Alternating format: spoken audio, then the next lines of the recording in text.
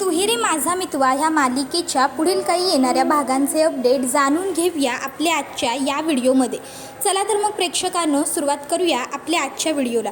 तर इथे आपण पाहणार आहोत की इकडे ईश्वरीला कशा पद्धतीने नम्रताचं एक कटकारस्थान समजणार आणि त्यानंतर आपली बहीण किती नालायक आहे हे इशूच्या लक्षात येताच इशू नम्रताची चांगली कान उघडणी करणार.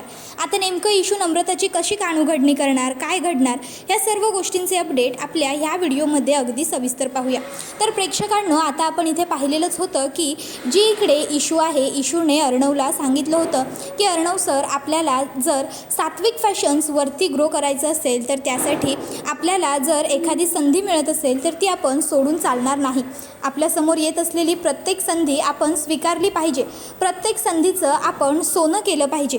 म्हणून जर आपल्याला कोलॅबरेशन्स येत असतील तर आपण ते कोलॅबरेशन्स केले पाहिजे.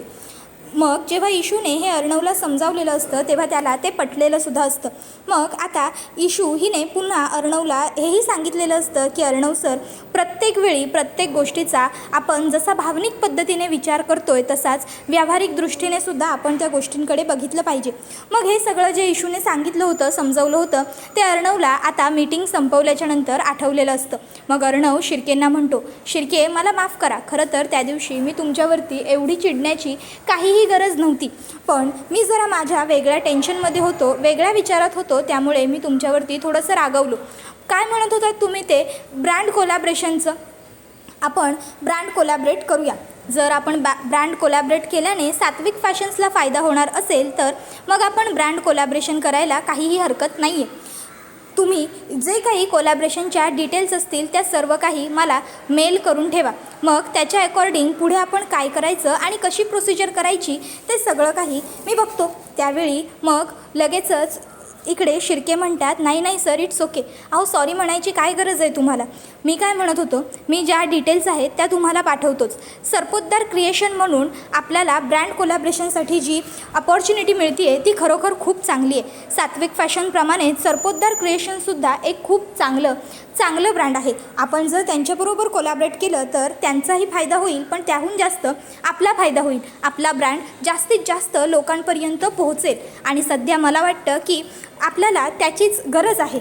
मी तुम्हाला बाकीच्या सर्व डिटेल्स ताबडतोब मेल करतो, असं म्हणून शिर्के आता अर्णवला सर्व डिटेल्स मेल करतात. सरपोतदार क्रिएशन ही खरोखर खूप मोठा आणि चांगला ब्रँड असतो आणि ज्याच्याबरोबर कोलॅबरेट करण्यासाठी खूप सर्व जे लोक आहेत ते प्रयत्न करत असतात, पण प्रत्येकाला ही संधी मिळत नाही, जी आता इकडे अर्णवला आणि त्याच्या टीमला मिळालेली आहे. तर दुसऱ्या बाजूला इकडे जो आता आकाश आहे, आकाशचं तर सिलेक्शन झालेलं नाही आहे. आकाशला जे मॅनेजिंग डिरेक्टरचं पोस्ट पाहिजे होतं ते तर शक्य झालेलं नाही आहे. त्यामुळे आता आकाश हा बिचारा थोडासा डिस्टर्ब आहे, नर्वस आहे. तर नम्रताला त्याचं मात्र काहीही घेणं देणं पडलेलं नाही आहे. तिला काही वाटतच नाही आहे त्याच्याबद्दल. तिला फक्त स्वतःचं पडलेलं आहे, ते म्हणजे की आपण हरलो, आपल्या नवऱ्याला वोट नाही मिळाले, आपला नवरा नाही जिंकू शकला म्हणजे आता याचा त्रास आपल्यालाही होणार. आपला नवरा नाही जिंकला आहे त्याच्यामुळे आता आपल्याला लोक मान नाही देणार, आपल्याला लोक सन्मान नाही देणार. पुन्हा एकदा घरामध्ये इशूचाच सगळा गाजावाजा असणार, इशूलाच सगळेजण रिस्पेक्ट करणार, पुन्हा घरामध्ये इशूचंच वर्चस्व. या सर्व गोष्टींनी नम्रताची इतकी जास्त चिडचिड होत असते की नम्रता ही आता सगळा तिचा जो राग असतो, सगळी तिची जी चिडचिड असते ती आकाशवरतीच काढायला सुरुवात करते. ती आकाशला म्हणत असते, आकाश, एवढी चांगली अपॉर्च्युनिटी आली होती, एवढी चांगली संधी तुम्हाला मिळाली होती स्वतःला सिद्ध करण्याची, घरामध्ये तुमचा मान वाढवण्याची, पण कसलं काय, तुम्ही काहीच नाही करू शकलात ना. त्यावेळी आकाश म्हणतो, नम्रता अगं तू काय बोलतेस, मी काहीच करू शकलो नाही याचा काय अर्थ आहे? हे बघ, माझ्या बाजूने मी माझे 100% दिले होते, मी सगळे प्रयत्न केले होते. आता जर माझ्यापेक्षा आणखीन कोणाकडे काहीतरी चांगलं होतं, वेगळं होतं, युनिक होतं तर त्यामध्ये मी काय करू शकतो?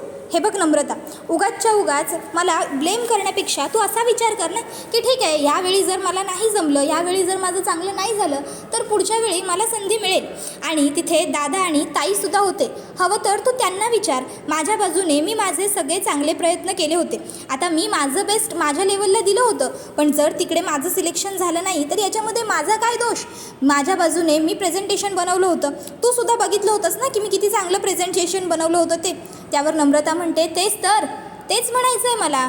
आकाश, तुमच्या प्रेझेंटेशनमध्ये काहीही कमी नव्हतं, सगळं छान होतं, सगळं व्यवस्थित होतं. आणि सगळ्यात महत्त्वाचं म्हणजे तिथे तुमचे लाडके दादा आणि तुमची ताई होती ना, मग CEO आहेत ना अर्णव जिजू, मग अर्णव जिजूंनी का शिफारस नाही केली तुमची?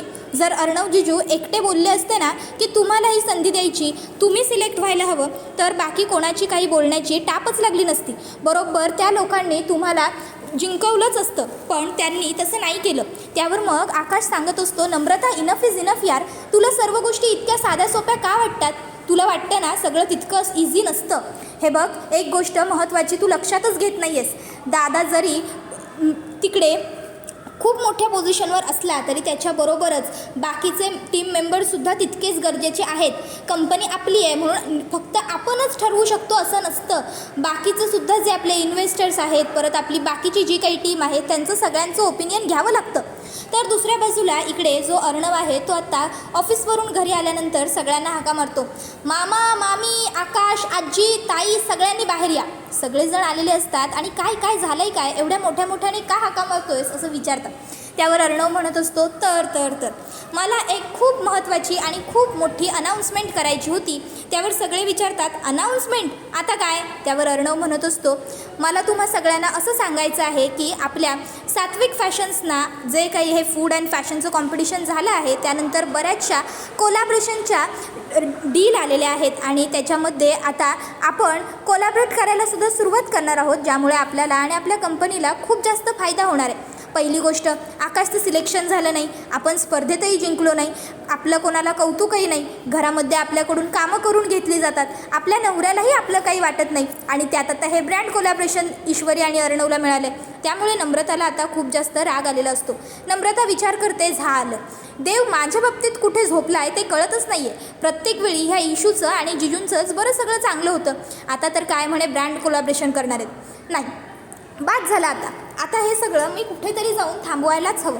इशू काहीही झालं ना तरी इतक्या सहजासहजी मी तुला इतकं सगळं अचीव नाही करू देणार, नाही जिंकू देणार मी तुला, म्हणजे नाहीच जिंकू देणार. यावेळी मी पण बघते ना कसं ब्रँड कोलॅबरेशन करतेस ते तू. यावेळी नाही जर ईश्वरी तू तोंडावर पडलीस ना तर माझंसुद्धा नाव नम्रता नाही. मग आता नमू विचार करू लागते की मला काय करता येईल. ईश्वरीला काहीतरी त्रास द्यायचा आहे, काहीतरी वाईट करायचं आहे. मग ती ठरवते की ईश्वरीला जे ब्रँड कोलॅबरेशनसाठी कपडे वगैरे मिळतील किंवा जी ज्वेलरी वगैरे सगळं मिळेल त्या सगळ्याची मी खराबी करून टाकेन. काहीही झालं तरी यावेळी मी इशूला जिंकू देणार नाही. आतापर्यंत खूप झालं, मी खूप सहन केलं, पण आता नाही, आता बास, खूप अति होतं हे सगळं. सगळीजणं फक्त इशू एवढंच करतायत. माझी कोणाला काही व्हॅल्यूच नाही आहे. आकाश माझा लग्नाचा नवरा असूनसुद्धा त्यांनासुद्धा माझी काही पर्वा नाही आहे. त्यांनासुद्धा फक्त इशू जिजू एवढंच दिसतं आहे. ह्या सगळ्याला काहीही अर्थ नाही आहे. आता हे सगळं खूप जास्त अति होतं आहे, बियॉन्ड द लिमिट जातं आहे. आणि काहीही झालं ना तरी मला हे सगळं चालणार नाही म्हणजे नाही. माझ्या नवऱ्याला माझी किंमत नाही आहे, त्याला फक्त त्याच्या भावाची आणि त्याच्या बायकोची किंमत आहे. ह्याला काय अर्थ आहे? मग आता त्याच संतापात नम्रता जाते आणि इशूला जे कपडे मिळालेले असतात, म्हणजे जी नऊवारी साडी वगैरे असतं, ते सगळं काही आता नम्रता जाणून बुजून खराब करते. आता नम्रता जाणून बुजून ते सगळं खराब करते. साडी इशूची जी असते ती फाडून टाकते. आता इशूची साडी अशी फाटलेली बघून इशूला प्रश्न पडतो की ही साडी फाडली कुणी? आता नम्रतानेच हे सगळं केलेलं आहे हे ईश्वरीच्या लक्षात येत नाही. आपली ताई आपल्याचबरोबर हे असं काहीतरी इतकं विचित्र वागू शकते असा विचारही इशूच्या मनाला शिवून जात नाही. पण आता ईश्वरीला हा जो प्रश्न पडलेला असतो की हे सगळं कुणी केलं, त्याहून महत्त्वाचं काय असतं तर सध्या आता त्या कोलॅबरेशनसाठी पोहोचणं. इशू विचार करते हे सगळं कुणी केलं, का केलं, ह्या सर्व गोष्टींचा शोध तर मी नंतर घेईनच, पण त्याआधी मला आत्ता सगळ्यात महत्त्वाचं आहे ते म्हणजे इकडनं बाहेर पडण्यासाठी मला आत्ता सगळ्यात आधी ह्या साडीचं काहीतरी करायला हवं. ही साडी जरी आत्ता फाटलेली असली तरीही मला हिला स्टिच वगैरे करून नेसायला तर लागेलच. मग इशू कशीबशी तिची साडी फाटलेली असते ती स्टिच करते आणि मग ती साडी नेसते. ती मग गणूबाप्पाला प्रार्थना करते, गणूबाप्पा काही झालं तरी ही साडी वगैरे काही माझी सुटून देऊ नको, सगळं व्यवस्थित राहू दे. आणि मग इशू छान दागिने वगैरे परिधान करते, सगळं व्यवस्थित आवरून घेते. अर्णव इशूला विचारतो, मिसिंदर अजून किती उशीर? अगं आवर पटकन. मिसिंदर एवढ्या वेळात मी 2दा आवरून ऑफिसला गेलो असतो. इशू आवरून बाहेर येते आणि म्हणते, काय तुमची घाई आहे हो सारखी सारखी सारखी सारखी. मुळात आम्हा मुलींना आवरायला जरा वेळ लागतोच. आमचं काही तुमच्यासारखं नसतं, घातले कपडे की निघालो लगेच. आम्हा मुलींना वेळ हा लागतोच. मुलींना आवरायला वेळ लागत नाही का? त्यावेळी अर्णव म्हणतो, बरं बरं बरं, पुरे झालं, निघूया का आता आपण? त्यावेळी इशू म्हणते, हो निघूया चला. आणि मग इशू आणि अर्णव हे दोघंही ताबडतोब तिकडनं जायला निघालेले असतात. तर त्यावेळी इशू आणि अर्णव हे दोघंजणं जातात. दोघांचंही जे काही ब्रँड कोलॅबरेशनचं रील असतं ते अगदी छान शूट केलं जातं. दोघंही खूप सुंदर दिसत असतात, रेखीव दिसत असतात. दोघांचे ते सुंदर कपडे, त्यात ती सुंदर jewellery, oh my God, just looking like wow, एकदम ऑसम, अमेझिंग दोघंजणं दिसत असतात. आता हे सगळं काही झाल्याच्या नंतर मग इशू आणि अर्णव हे दोघंही जण आता घरी यायला निघतात. घरी आल्याच्या नंतर इकडे अर्णवला सुद्धा वाटतं की खरोखर हे ब्रँड कोलॅबरेशन केल्यामुळे आपला फायदा होऊ शकतो. अर्णव सुद्धा इशूला म्हणतो, मिस इंदौर, बरं झालं आपण हे ब्रँड कोलॅबरेट करायला होकार दिला. खरंच यामध्ये फायदा होईल असं मलाही वाटतंय. तर हे सगळं नम्रता बघत असते. नम्रताला खूप राग येतो की मी एवढं सगळं केलं ह्या ईश्वरीला त्रास देण्यासाठी. मी चक्क इकडे म्हणजे तिची साडी वगैरे फाडली, पण तरीही काहीही फायदा झालेला नाही आहे. तरीही ही इशू मात्र जिंकलीच आहे. नाही नाही नाही, असं होऊन चालणार नाही. असं काहीतरी घडायला पाहिजे ना की ज्यानंतर ना ह्या इशूचा सगळा माज उतरेल. म्हणजे अशी तोंडावर पडली पाहिजे ही. प्रत्येक वेळी ही जिंकते हे बरोबर नाही आहे. तर दुसऱ्या बाजूला आपण जिंकल्याचा आनंद नम्रताला झालेलाच नाही आहे, ही गोष्ट इशूने नोटीस केलेली असते. मग आता इशू ठरवते की आपण आता आपल्या ताईबरोबर बोलायचं, कारण नक्की आपली ताईच जर ह्या सगळ्याच्या मागे असेल तर ते आपल्याला कळायलाच हवं. म्हणून मग इशू आत्ता नम्रताबरोबर बोलायचं ठरवते. नम्रताचा जर काही प्रॉब्लेम असेल तर तिला विचारायचं असं पक्का करते मनाजवळ. आणि मग ती आता नम्रताकडे येते आणि ती नम्रताला म्हणते, ताई काय गं, काय झालं? नम्रता म्हणते, कुठे काय, काही नाही. इशू म्हणते, ताई मला माहिती आहे काहीतरी नक्की झालं आहे. त्यावर नम्रता म्हणते, अगं काहीतरी झालं आहे म्हणजे? म्हटलं ना मी काही नाही झालेलं म्हणून. मग त्यावेळी मग आता ती म्हणत असते, ताई मी नोटीस करते, जेव्हापासून ती फूड आणि फॅशनची कॉम्पिटिशन पार पडलेली आहे तेव्हापासून तुझं वागणं बोलणं सगळंच काही अगदी बदलून गेलेलं आहे. तू आता ताई पूर्वीसारखी ताई उरलेली नाही आहेस. काय झालं आहे? तुला माझं काही वागणं खटकतं आहे का? तुला माझं काही पटत नाही आहे का? त्यावर नमू म्हणते, इशू तुला हा प्रश्न पडूच कसा शकतो? प्रत्येक वेळी सगळीकडे फक्त तुझ्या नावाची चर्चा, सगळीकडे फक्त तुझंच कौतुक. सगळी लोक फक्त ईश्वरीचं असं, ईश्वरी तर तसं, ईश्वरी अशी, ईश्वरी तशी, ईश्वरी इतकी चांगली, ईश्वरी तितकी चांगली एवढंच बोलतात. माझं काय इशू? मला माझ्याबद्दल कोणाला काही वाटतच नाही. हां, ब्रँड कोलॅबरेशन येतात त्या तुला येतात, घरातले सगळे कौतुक करतात, तुझं करतात, माझं काय? त्यावर इशू म्हणते, ताई ताई अगं हे सगळं तू काय बोलतेस?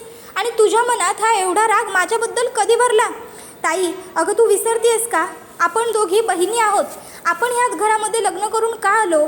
माझं आणि अर्णव सरांचं लग्न कोणत्या परिस्थितीत झालं हे तर तुला माहितीच आहे.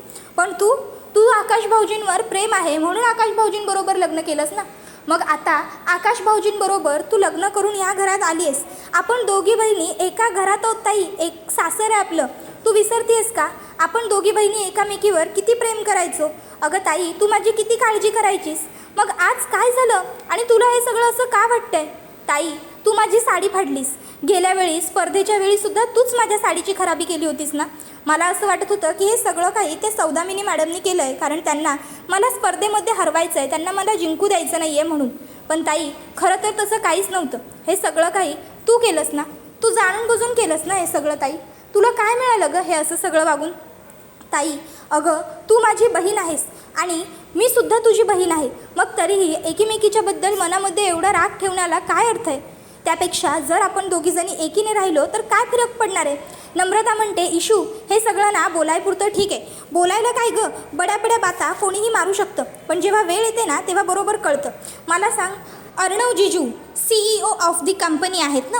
मग जर ते CEO आहेत तर आकाशला सहज जिंकून देऊ शकत होते. ते जर म्हणाले असते की नाही, बोर्ड ऑफ डिरेक्टर्सच्या मीटिंगमध्ये माझा भाऊच MD बनणार, तर सहज सगळ्यांनी एक्सेप्ट केलं असतं, करावंच लागलं असतं सगळ्यांना एक्सेप्ट. पण भाऊजींनी तसं केलं का? नाही. त्यावर इशू म्हणते, ताई अगं असं नसतं. सगळ्यांची मतं खूप महत्त्वाची असतात, हे कळत नाही आहे का तुला? ताई हे बघ, मला कळतंय तुझी राग तुझं चिडचिड होणं स्वाभाविक आहे, पण प्लीज समजून घे ना. अगं आपण बहिणी आहोत. आपण हे असं एकीमेकीबरोबर वागून वाईट वागून भांडण तंडण करून नाही चालणार. प्लीज ताई.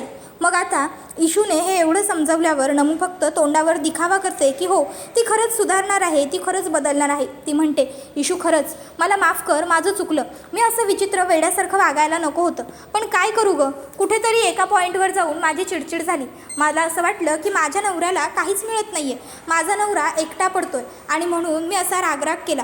मी असं नको करायला हवं होतं इशू, मला माफ कर, खरंच खरंच मला माफ कर, माझं चुकलं. आता इशू ठीक आहे ताई, पण प्लीज पुन्हा असं नको वागू, वेड्यासारखं बोलून निघून जाते. त्यावेळी आता इशू निघून गेल्यावर नमू मनातल्या मनात म्हणत असते इशू तुला काय वाटतं, तू जे बोललीस ते सगळं मला पटलं नाही, कधीच नाही. कारण तू आणि अर्णव जिजू जे काही वागताय ना ते सगळं काही खूप वाईट आणि खूप चुकीचं आहे. तुम्ही जे काही करताय ना त्या सगळ्याची तुम्हाला लवकरात लवकर मी शिक्षा मिळवून देईनच. मी आकाशचं आणि माझं स्थान लवकरात लवकर ह्या घरामध्ये निर्माण करेनच. मग त्यासाठी मला काहीही करावं लागलं तरीही चालेल. म्हणजे थोडक्यात काय, नमूच्या मनातला कडवटपणा दूर झालेला नसतो. त्याबरोबर हा व्हिडिओ इथेच संपतो. व्हिडिओ आवडला असेल तर व्हिडिओला लाईक करा. चॅनलवर नवीन असाल तर चॅनलला सबस्क्राईब करा आणि बेल आयकॉन आठवणीने प्रेस करा, जेणेकरून तुम्हाला पुढच्या प्रत्येक व्हिडिओचं नोटिफिकेशन मिळत जाईल आणि सर्व व्हिडिओंचा आनंद हा अगदी उत्तम पद्धतीने घेता येईल. चला तर मग प्रेक्षकांना आजच्या पुरतं इथेच थांबूया. पुढचा व्हिडिओ येईपर्यंत टाटा बाय बाय, धन्यवाद, take care all of you.